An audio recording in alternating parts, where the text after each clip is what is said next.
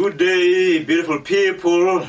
Good day, beautiful viewers and listeners of Green Village Radio, TV and podcasts.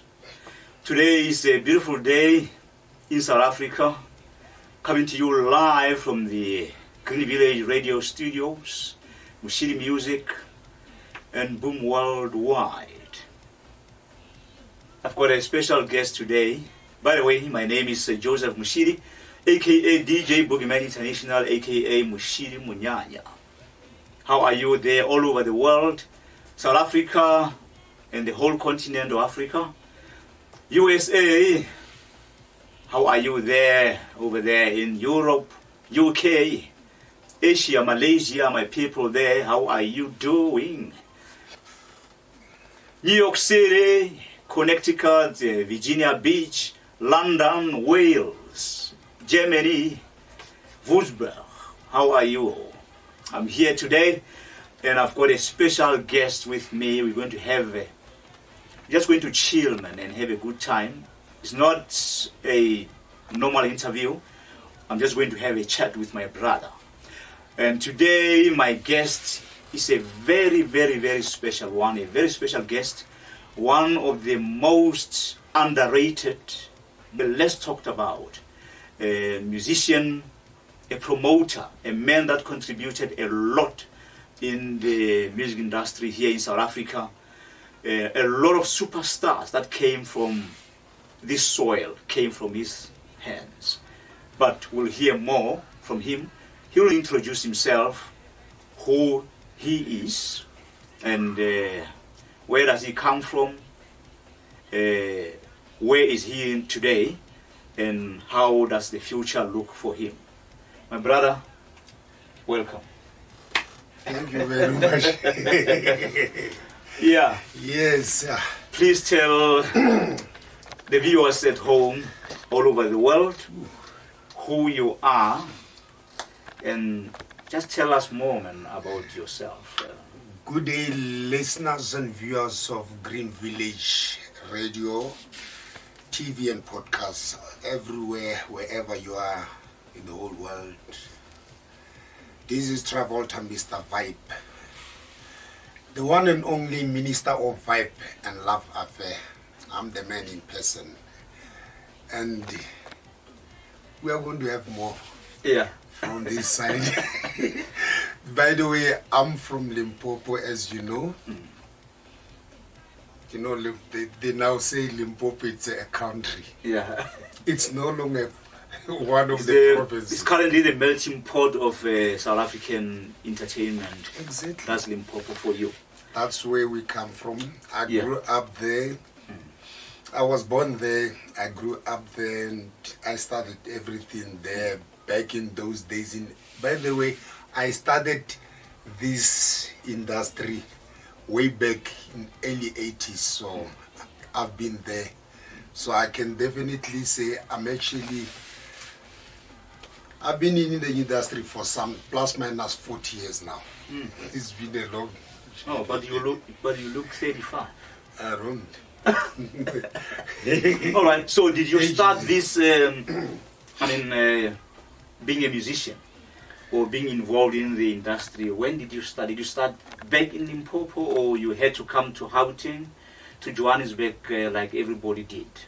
I started back at home as a dancer, but at the same time I had these small toys, you know, self-made drums and guitars, and that I used to play around with some of my childhood friends up until I relocated. If I remember very carefully, I relocated to Gauteng to pursue my career. That was back in 1983. And how old were you? 1983, I was 17 years old. 1983. Yes, I was 17. I actually quit. I dodged my school studies just to be in this industry. To follow your the calling. To follow my calling. I don't know whether it's a calling or what, but to me it's like a calling, because without music, you can't live without music. No, I can't. All right. Yeah. So coming to the Gauteng province, in the US they call them states. Here we call them provinces. Yeah. So did you have something in mind, like where you were going, maybe perhaps to your uncle or somebody that you know, or that you knew? I had uncles and some of my elder brothers back in Gauteng. Some of them, I knew they were in somewhere around Pretoria. And, you know, when you were, you know, in Limpopo, and, you know, the way they talk about Gauteng province, that everything is happening there, and you just tell yourself, ish, if I can just be there. And then I decided, look, I had two other friends of mine. We were three of us. As a matter of fact, it took us 3 days to walk from the small town of Marble Hall, Groblersdal, halfway Brongospruit in Verena. We slept there for the first night. Second night, we arrived in Brongospruit. We slept over there. The third day, we walked from Brongospruit to Pretoria. So it took us 3 days to walk from Limpopo to Pretoria. From Marble Hall to Pretoria. To Pretoria, and we didn't know this other route. We only knew the person who gave us directions through Brongospruit, and we came all over. We came to Pretoria. There we were in Marabastad. We were these young boys. By then I was still young and I was full of energy. Then you had to sleep in the streets? Yes, of course, yes. That was the only option. Then how do you find yourself in Johannesburg? Look, like any other young man, I was a hustler. I knew about Pretoria and Johannesburg. So when I came here, I knew that there was Pretoria and there was a bigger city of gold. You know, in those days, Joburg, they used to call it Mujipa. So so now Mujipa. So I wanted to go to Mujipa, hang around Pretoria, and I get used to the environment, and I made my way into Johannesburg because I was a dancer by then. But how many days or months did you stay in Pretoria before you relocated to walked to Johannesburg? Something like 3 months. Oh. Yeah, sleeping in the streets of Marabastad. Yes, then I went to relocated to Johannesburg. By foot or by train? No. That time I took a train. You took a train. And I was fortunate enough. I was lucky when I got in Johannesburg. As I was walking around Johannesburg, I didn't know the place. I accidentally bumped into my niece, who happened to be my elder sister's daughter, and that means actually I had a place to sleep for a night, first night, second night. But then I had this thing that because I was still young, you must remember I dodged from home. I didn't tell anybody where I was going. So then it came to my mind that they were going to deport me back home. Yes. Then I had to vanish into thin air. They never saw me anymore. Since that 1983, they've never seen me up until 1992. From 83 to 92. That was 9 years. Yes. They looked everywhere, in prison, mortuary. They thought I was in prison. I died and all those things. Up until I managed to, as a dancer, I got involved with many artists like the late Peter Tinet. He's the one that gave me a platform as I was his dancer, the late King of Shangaan Disco. Yes. And then in that time I was more interested in dancing than singing. But he was my role model. He had this thing this singing concept. I don't know how to refer to it, but he had a certain style that motivated me into wanna be like him. You understand? And then I wanted to record, but he couldn't remember. You know, like if you were going to train, you know, how to become a boxer, and you were trained by Mike Tyson, you'll definitely fight like Mike Tyson. Either way, though you won't have that strength like him. So I was more trained like by the late Peter Tinet. So I could actually master the style and what to a point that I used to record some of his songs.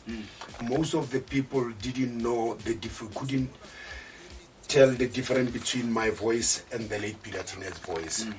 Then he didn't want to record me because of that. And then one day... Anyway, you were close friends. Yes, we were close friends, very, very close. And one day, by mistake, I don't know how it happened, I used to go to the clubs promoting his music, singing, whatever. And then came some guys. The one guy by the name of Emmanuel Diale, Nukes, aka Nukes. He was a music producer in Orange Grove. He appeared on a lot of yes, cassettes. he actually produced even the Zamalek. Zamalek. The Zamalek, the David Simelani. From Mob Music. From Mob Music and Eric Frisch, PVP. PVP, a lot of albums, even on Taboo. Taboo, you know, the Bully Arosi, And then he invited me to Orange Grove. When I got there, he said, this was a recording studio actually. There is an opportunity for me to record. And he asked me, he said, I want you to do what you were doing back there at the club. Can you write your own songs and do it? I said, yeah, of course I can. I actually have them. I always wanted to record them. And he introduced me to a man called Eric Frisch. Eric Frisch, he became, he was like, I don't know. Like a father. He was like a father, like a brother, everything to me. He's actually the man that builded the name Travolta. Because at first, actually, Travolta was not my name. It was my nickname because of John Travolta. In those days, I used to master some of John Travolta's dancing moves, and people used to say, you dance like John Travolta, what was that? And then I became popular by the name of John Travolta, And when I got there in Mob Music, Eric Frisch asked me, which stage name would you like to use? I said, no, Travolta. I said, fine. I released my first album. It's called Leptre Amarovas. It was a tribute to one of the soccer team in Makwelering Real Rovers. So we used to call it Leptre Amarovas. Back then, it was owned by DJ Ngobeni. The taxi owner. So, you know, with all this excitement, and one day I got a check from Eric Frisch. Guess what happened on the check? He wrote the check, Travolta Mokalapa is my surname. And in my ID, Travolta is not in my ID. And he was gone. He wrote the check and left it at the reception for me to pick up later when I come back from town. And he was gone, and it was Christmas time. So it was my Christmas token, and he went out. He was gone for holidays. So I had a stress now. My ID says Stephen Moroka Mukalapa. So 1 + 1 is 2. Me, you know, money is money. I went to Home Affairs. In those days, things were not like now online. You just bump into Home Affairs and you do whatever you want. I went there, I removed my real name, Stephen, and I replaced it with Travolta. Yes. They gave me a duplicate. With that duplicate, I managed to change my check. Yeah. That's how Travolta next name came in my ID. So Eric Frisch is the man behind that. And he promoted Travolta. He did everything for me. Later on, you know, when things go about, I was still this little stubborn guy. You know, with you do 1-2 album, Yana, and you think you're then there will be some people out there who say, hey, come here, we can give you a better offer. And then I left the company. He didn't, when I told him I was going, he didn't have a problem. He knew I'm his son. I'll always come back. He said, whenever you are tired, whatever you are doing, come back. Yeah. I'll be waiting for you. It happened exactly that I left. And by then, back in mob music at Eric Frisch, where I was working, recording my music. Yeah. Guess who was with me there? The king of Kwaito, Arthur Mafokate. You found him there, or? He was there. I found him there. Oh. Yes. He was busy doing music before he released any music as Arthur Mafokate. Who was publishing or promoting marketing your music? Was it Sony? No, the music, the company, it was 2 labels. It was Eric Frisch Record, Redfish, and Mob Music, distributed by RPM, some of them Gelo. RPM was a subsidiary of Galo, was a division of Galo. Okay. Yes, just like EMI and CCP. Yes, that's how it was. So Arthur Mafokate was there, and later on he went to open 999 Music. I went there, I joined Arthur and 999 Music. We worked together. I was promoting. In the beginning, when he started, yes, you were there. Yes, when he started recording, it opened 999 Music. He recorded as Arthur Mafokate with those hits. It came New School. I would join him during the New School. I promoted New School and some of the groups there. And later on, we got in the studio, Arthur and I, and then we recorded what we call, I don't know whether I should say it was an accidental hit or what. Look, in those days it was so funny. Money. People were doing music for money, but I wasn't doing it for money. I was doing it for the love of music. Yes. Because I love music. And anyway, I'm a musician. I was born a musician because my mom was a musician, my late mother. We recorded the album called Tall and Slender.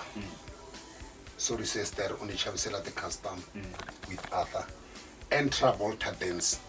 I actually recorded both the 2 albums at the same time, and we divided them into 2 pieces. Oh, your first album, you recorded with Arthur? No, the first one with Emmanuel Diale. Oh, Tall and Slender, okay. No, Travolta and Lepre Amaruvas. Okay.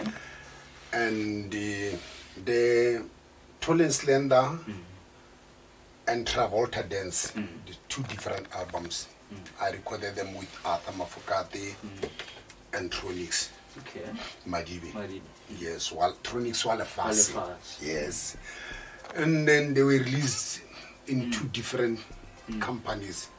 And those albums were competing against each other. Well, the Tall and Slender, I remember vividly.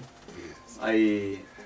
I met you in Limpopo, a place called 7 Star. That's 7 Star. At Otra's discotheque. Yeah. That's That's before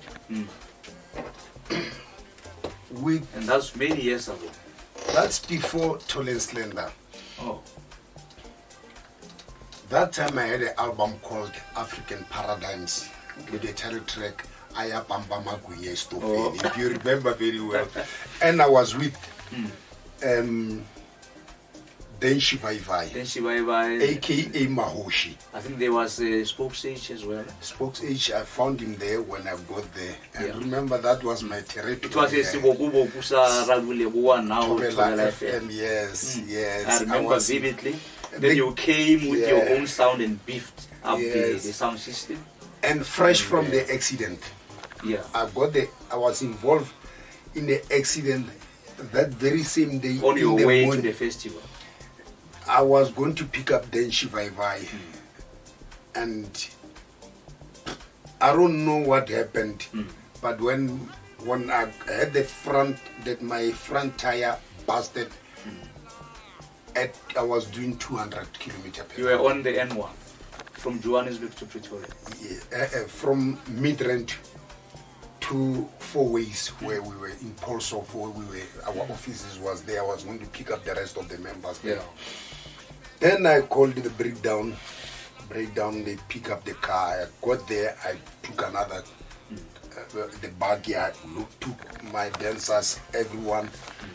We left for Limpopo. We arrived late. Spokes H was on stage, if you remember very carefully when I arrived, and the rest was history.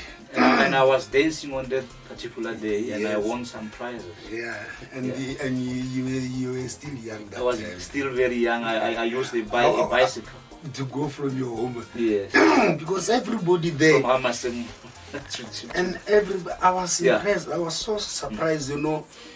And remember, that time when you saw me there, it was actually my first time after I vanished into thin air. My family didn't know where I was up until that time when I was invited by Tobela FM. Actually, the guy who brought the Sibogubo, the event there, he told Tobela FM he will only, because that time Mr. Maepa. Yes, stay in Maepa.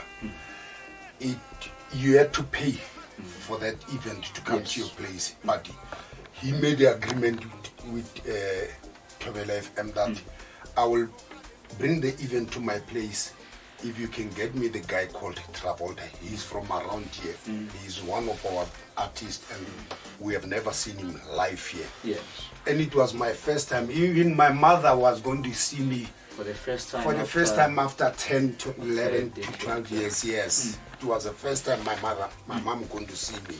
Yeah. And everybody there, because I had some interviews on Tobela FM, Travolta from Ramasemula, some of them, hey, Travolta from Zanzabela, I mean that Ramasemula 1060, it's my home. Actually, I belong there. I'm from the royal family of Mukalapa there. Yes, so my mom has two properties, Ramasemula and Zanzabela, so they're both my territories. And people, some of them, they remember me because those who grew up with me, and some of them heard about my name, but they've never seen me face to face. So it's like, even some taxi guys would tell me that, hey, people are walking for more than 10 to 15, 20 kilometers to come and see you perform live, because the taxis were not enough for them. Even the buses couldn't carry the pallet, a lot of people like that. And there I was there with my dancers, with that energy. Remember, I was tall and slender by then. I was a tall man and thin, and I still had the moves with a lot of energy. I had two dancers, if I remember, they were twins.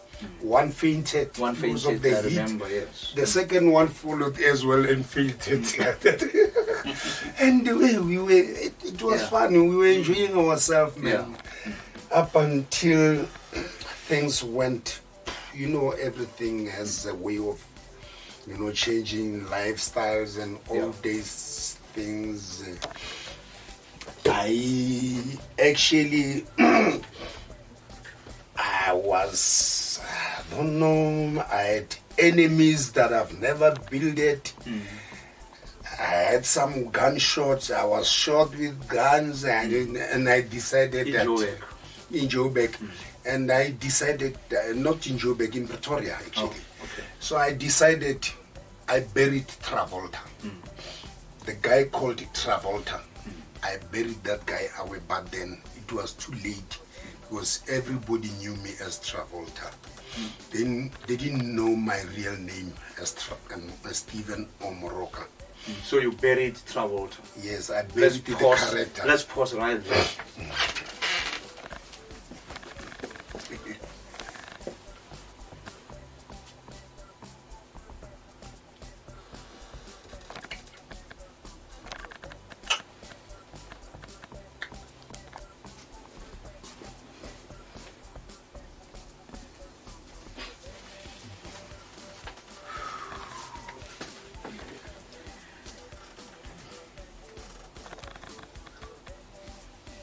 Yeah, Morocco. So you buried the name Travolta. What do you mean you buried the name Travolta? The name Travolta had a lot of enemies.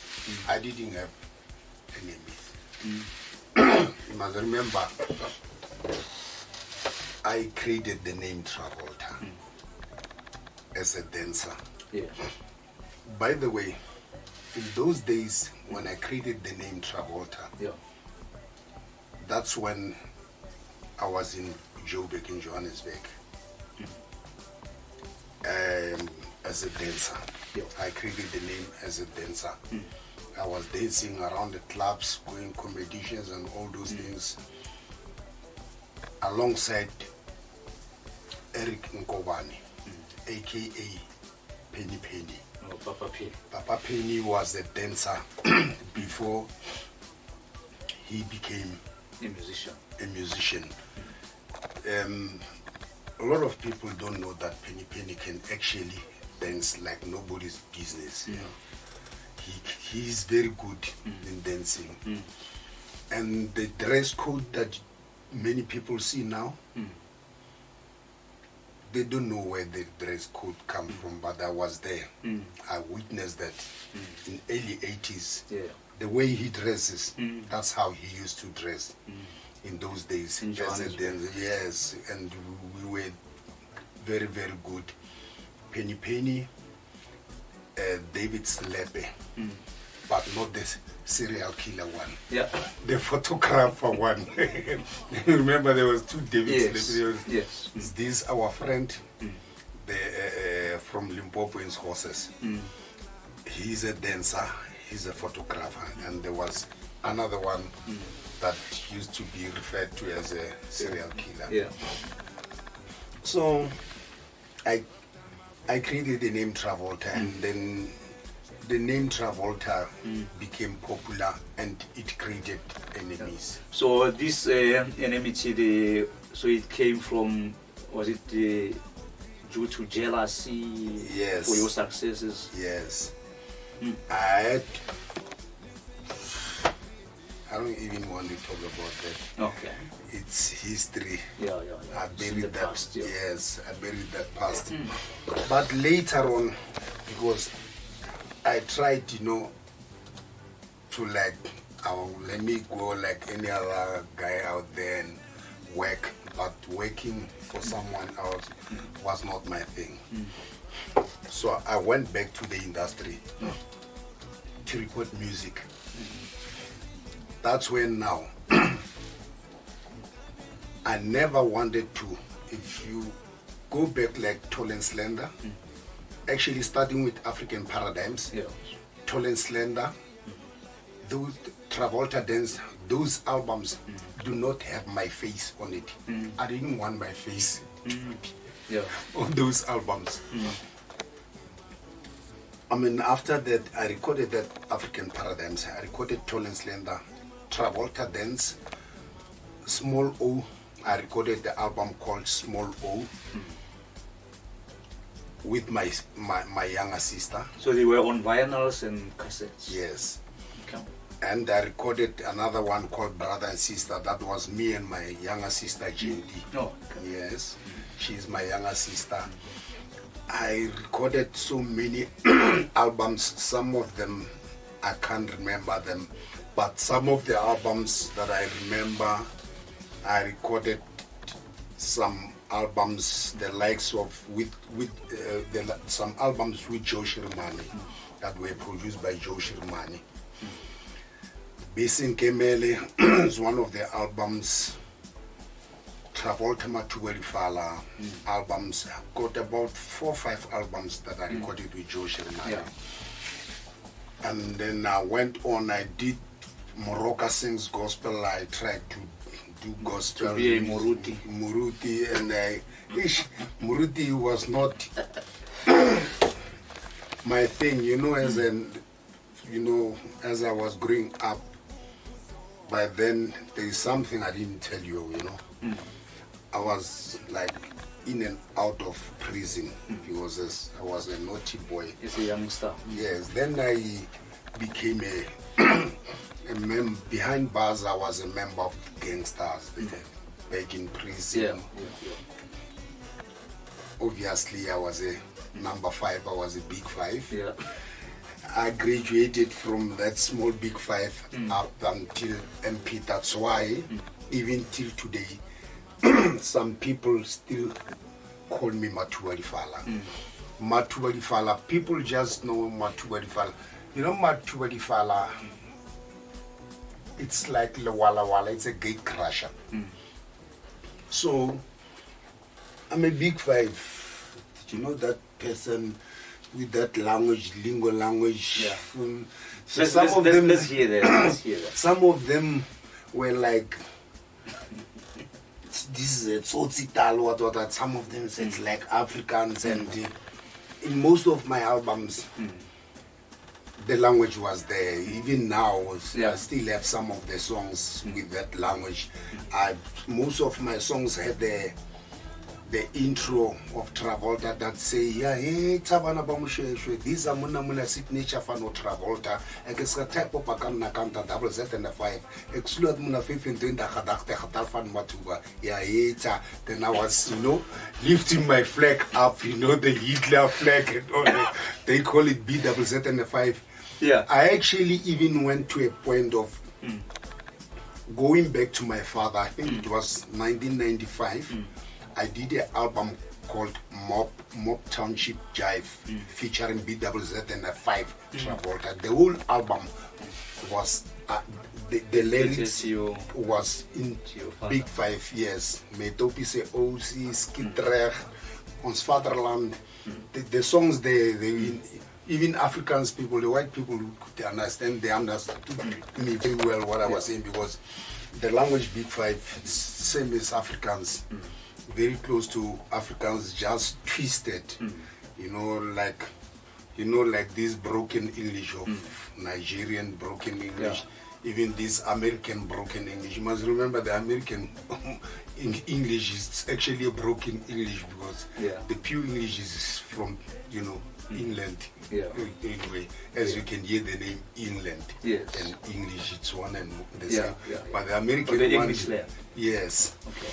So I went back there to my father. I did that album for a quick cash. I wanted quick cash. After I recorded the album, I said to my father, "Hey, Papa, give me cash." That was Eric Frisch for me. Yeah. And the nice thing about Eric Frisch is he was so patient with me.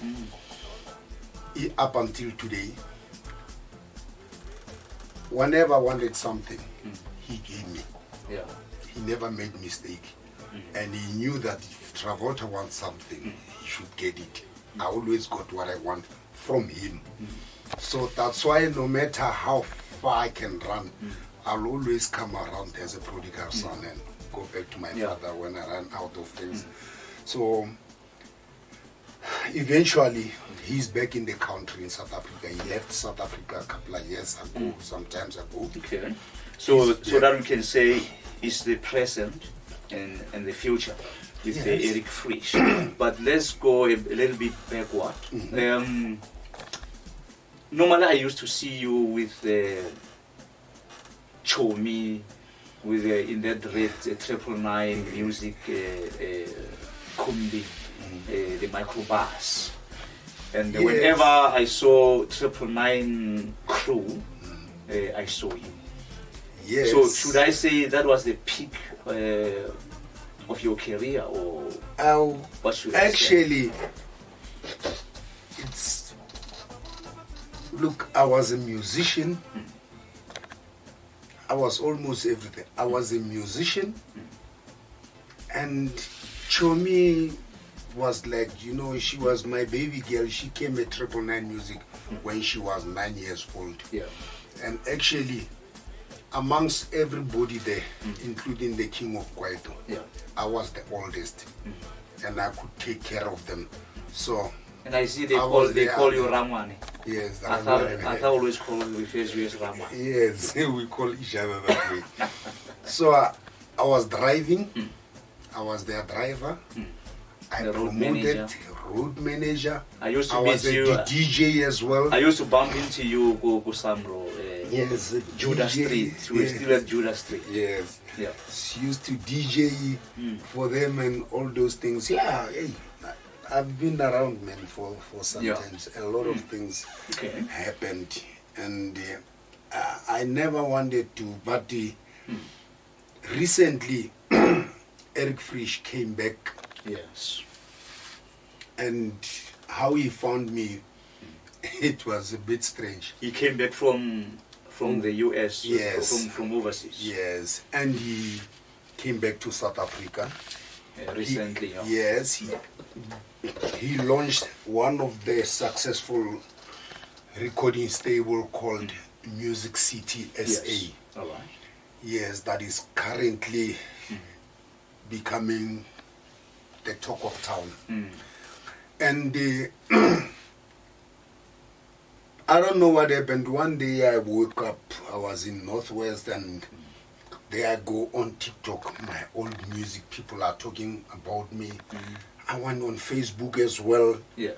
And I saw him on Facebook. I saw my boss commenting and say he started with me. Then we started communicating there. These guys who were posting my music, they were actually the guys that I forgot many years ago.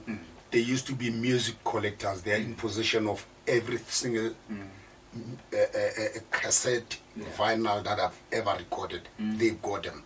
So they, as a reminder, they just remember me, and they will play them, put them on TikTok just for the fun of it, to remind people. I remember one of the guys, I think is Ignatius Slaughter. Mashita Ignatius Slaughter. Like a Zovic. Yes. That's my friend, and Louis Schauke as well. Okay. They are my guys. So there we set up a meeting with my father, Eric Frisch. Yes. I went there. Then here I am again, bang. A song, I think we should listen to that song. Yes. No, they will hear it. Yeah. Yes. The name of the now, here again. I'm like, why not? I brought my face back to, because, you know, the reason why I brought back my face to the fore. Yes, it's because those, when I saw these people posting my music, playing music, my music online on social media platforms, and people were like, but who's this Travolta? Who's this? And they wanted to the face of Travolta, and no one knows the face. Because I'm always, you know, you're a submarine. I'm like, yes, I'm a ghost, the living ghost, the one that is not dead. Yes, and I decided to bring my face back so that everybody can see my face. There is Travolta, Mr. Vibe. The title track, it's called, I released actually EP1, title track, it's Dimoni Labo Febe. Yeah. You put it as it is. Yeah. Yes. Even the Bible says it. Yeah. Yes. Yeah. I mean, she goes around and see that guy. She drops the panty. She goes there. She meets that guy. Drops the panty. He just keeps on dropping. And on the song, things. the name, the girl, it's actually Paulina. And it's actually based on a true story. Actually, it happened, yes. And I always pointed a finger at her And I told her that when you are possessed by that demon, the demon of prostitution. no, not prostitution, a war. Yeah. So, yeah, beach leg. Oh, Yes. Yes. Yes. You put it right, yeah. Yes. Then 2-3 weeks later, I dropped out EP2, Travolta Mr. Vibe EP2, title track Lerata Mavoso. Then whom are you working with? On Dimoni Labo Febe, I worked with Tronics. Oh, back to Tronics. Yes, with Tronics. Yeah. Good. And then there is a flavor that I wanted. And the person who's in possession of that flavor, it's one of the guys I worked with some years ago. His name is Ruben Tlago, aka Master of 5.5 Studios in Tembisa. Yeah. I did this EP2 with him, Yeah. Lerata Mavoso and Ujola Lemang. They are actually out on digital platforms now. Yeah. Anybody wants to download them, you'll hear them, you'll download them. And then who is administering your current music, your new releases? My father, Oh. Eric Frisch, Oh, he's the man behind his son's Yeah, success everything. again. Yes. Music City. Music City. Yes, Music City. You He's collaborate the- are you collaborating? Is this company perhaps Yes. It's his in company partnership actually. or collaborating with other music yeah. houses? So Yeah, that I'm not You're not even going to, now drop to mention names. them. Yes, I Yes. wouldn't. But I'll mention my father's Your father, legacy. yes. You know, that's Redfish Records and Music City. Yes. So here I am, and I've got another EP that is ready. EP3, title track Slay Queen. And then, you know, I have my own brand that I would like to push. As you know, you're one of the guys, you're in possession of some of my raw materials that Yeah. has to go out there online. Yes. We did a lot of work, you and I, Yeah. you know very well. Yeah.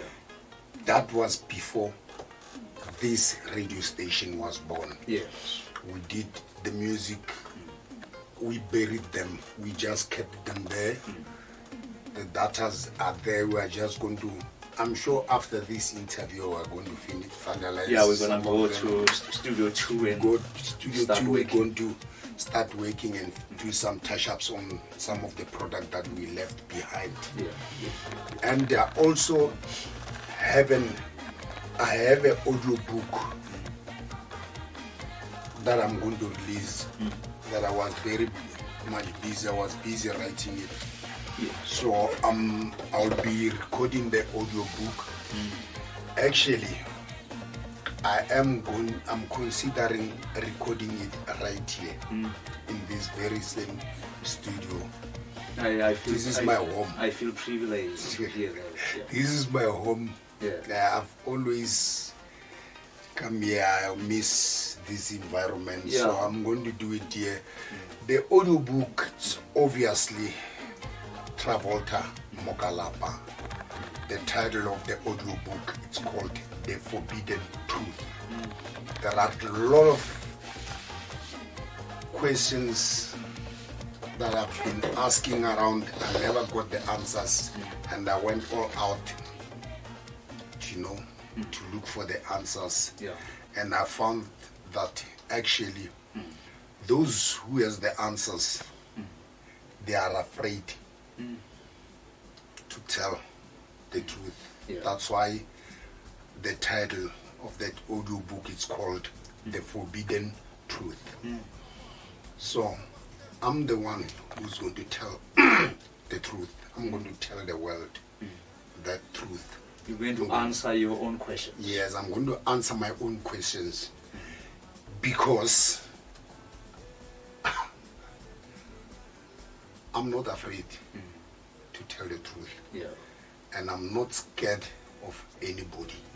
No one. They can do whatever they want. They can take my life. There is only one thing that they can never touch. That's my soul. So, taking this flesh away, I'm not fighting to save this flesh. I want to save my soul, not the flesh. And the only way to save my soul is by telling the truth. Yes. The naked truth. The naked one. That's why it's titled The Forbidden Truth. If I can just do that. Don't tell me once you do that you will be ready to die. No, don't say that. Dying. Because your friend Carlos J just said that, and a few years down the line, he left us. By the way, I'm not a dying type anyway. I survived death. I cheated death many times. And I'm still going to. So I'm not going anyway anytime soon. Yeah. Not that your father Eric Frisch came back to the country looking for you. Yeah, here we are. We are going to enjoy ourselves. We are going to listen to my music.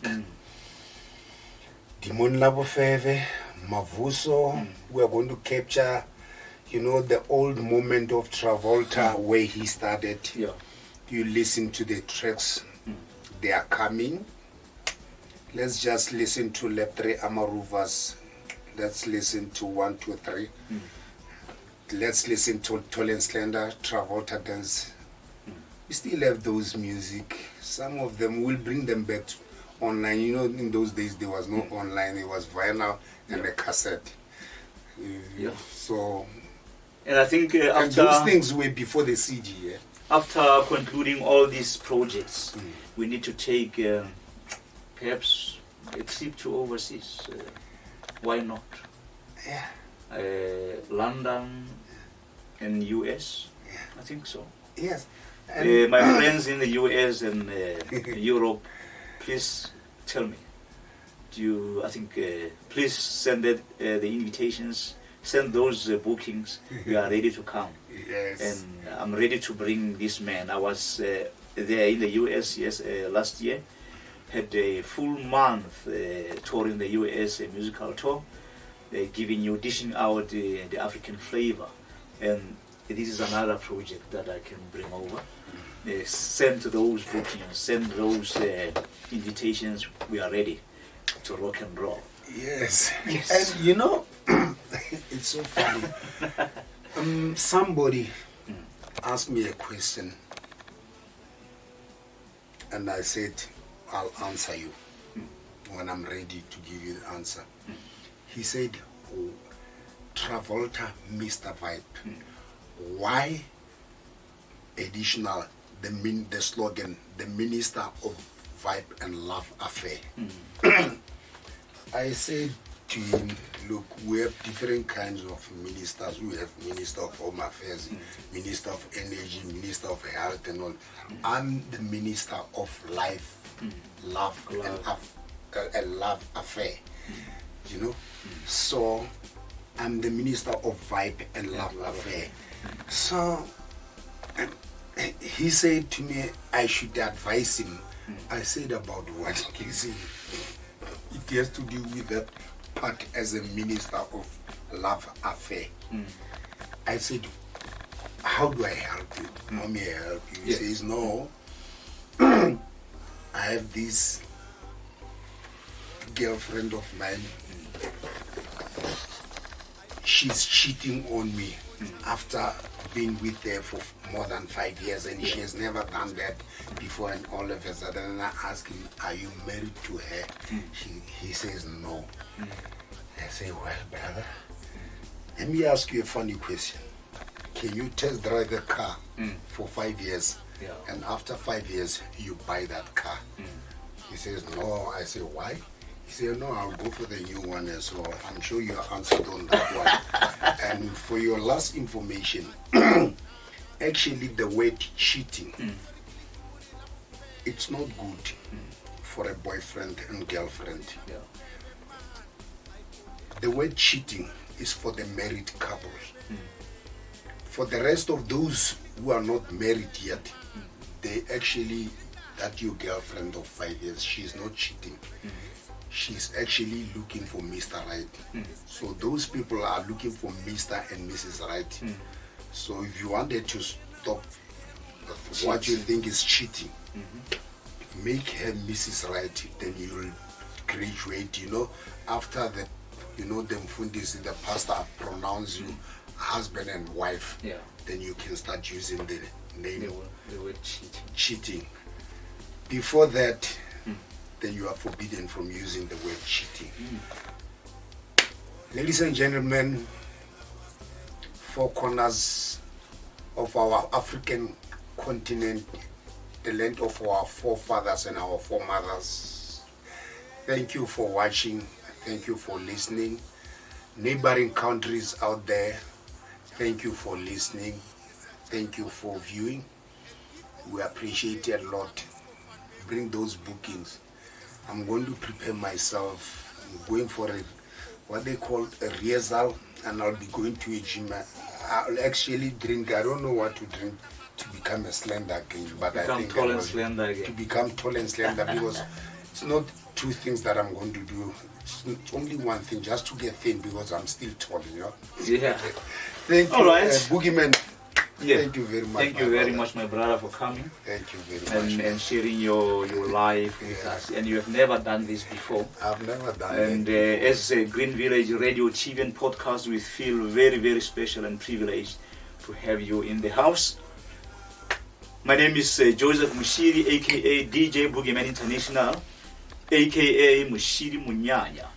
It has been a great pleasure having you as my audience, and I appreciate that. Yes, that was Travolta, Matubanifala, Moroka, Mukalapa. Till we meet again, I say.